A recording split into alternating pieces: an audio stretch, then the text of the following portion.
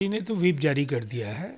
लोकसभा के सभी 12 सांसदों को सदन की कार्रवाई के दौरान उपस्थित रहने और सरकार के साथ उनके फैसले के साथ खड़े रहने के संबंध में बाजाबता व्हिप जारी हो चुका है। विधेयक का समर्थन करेंगे आपके सांसद? विधेयक का समर्थन करें। जेडीयू के राष्ट्रीय प्रवक्ता राजीव रंजन प्रसाद हमारे साथ हैं।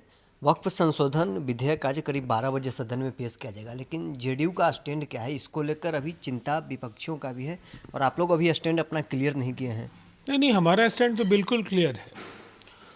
देखिए, इस विधेयक को लाए जाने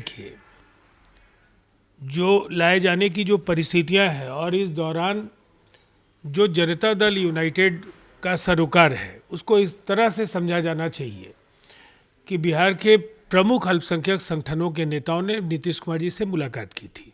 उन्होंने इस बिल के मसौदे को लेकर अपनी आशंकाएं जाहिर की थी और नीतीश कुमार जी ने तुरंत पार्टी के नेताओं को निर्देश दिया कि जेपीसी में वो इन आशंकाओं को वो बिंदुवार रखें। हमें सूचना मिली है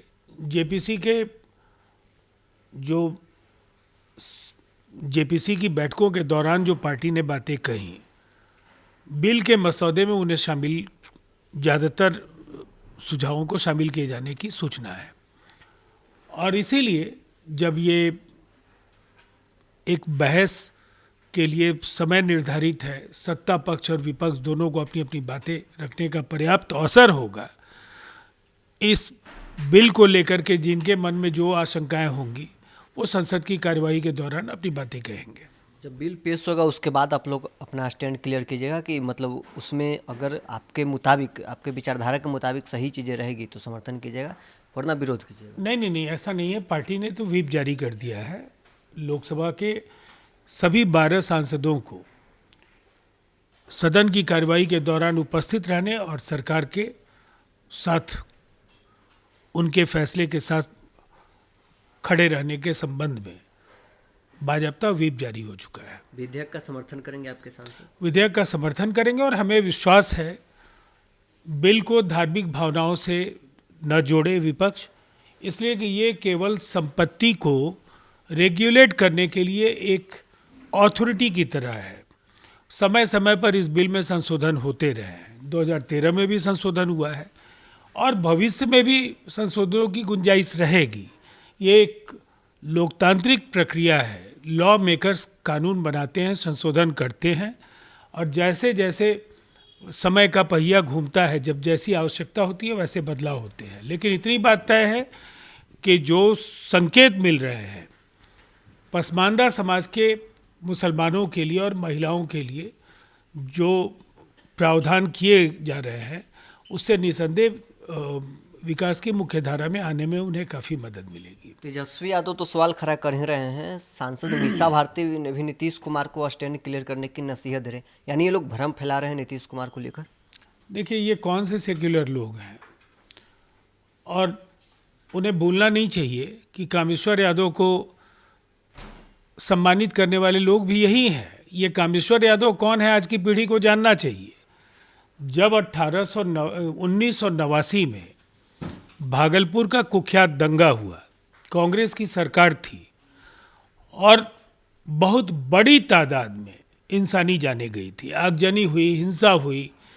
राजद के उस दौर में उस दंगों के जो मुख्य आरोपी थे कामेश्वर यादव, उनको सम्मानित किया जा रहा था और खुले सांड की तरह जो अपराधी थे, जो अभियुक्त थे, वो घूम रहे थे।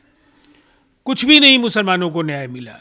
नीतीश कुमार जी सत्ता में आए, 2006 में कमीशन बनाया, बंद मुकदमे खोले गए और जिस तरह से 84 के दंगों के दौरान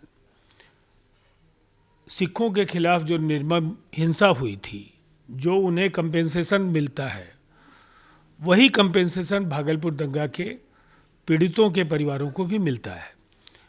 अनेक ऐसे फैसले हुए, कब्रिस्तानों की घेराबंदी, मंदिरों की घेराबंदी, जिससे लॉ एंड ऑर्डर को लेकर जो बिहार की चिंताएं थी उसका समाधान नीतीश कुमार जी ने ढूंढा। बिहार में कभी दंगे नहीं हुए, कभी कर्फ्यू नहीं लगा और सभी वर्गों का विकास हुआ है। हिंदू हो या मुसलमान, ये एक ऐसा अनूठा राज्य है जहाँ सिख हो या ईसाई, बौद्ध हो या जैन, सब समान भाव से विकास की मुख्यधारा में शामिल हैं।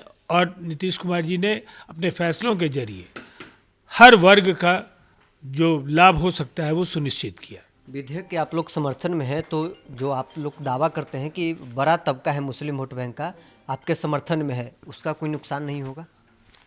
देखिए, मुझे ऐसा लगता है समझ जाएंगे सब लोग, मसौदा आने दीजिए, और जो भ्रम पैदा करने की कोशिशें हैं, खुले मन से मुस्लिम समुदाय उस पर विचार करेगा कि कुछ लोगों का एकाधिकार दान में दी गई हुई जमीन पर हो या जिन उद्देश्यों के लिए वक्फ की संपत्ति दान की जाती है, उनको अमली जामा पहनाने के लिए ज़्यादा से ज़्यादा लोगों को लाभ पहुँचे, इन दोनों विकल्पों में जनता खुद तय करेगी कि उन्हें क्या चाहिए। तो चलिए, जेडीयू के राष्ट्रीय प्रवक्ता राजीव रंजन प्रसाद हमारे साथ थे। क्या कुछ कह रहे थे वक्फ संशोधन विधेयक को लेकर? नीतीश कुमार की पार्टी जनता दल यूनाइटेड के क्या स्टैंड है, साफ तौर पर उन्होंने बता दिया है। बहरहाल इस क्रम में इतना ही। आप बने रहे न्यूज़ 4 नेशन के साथ।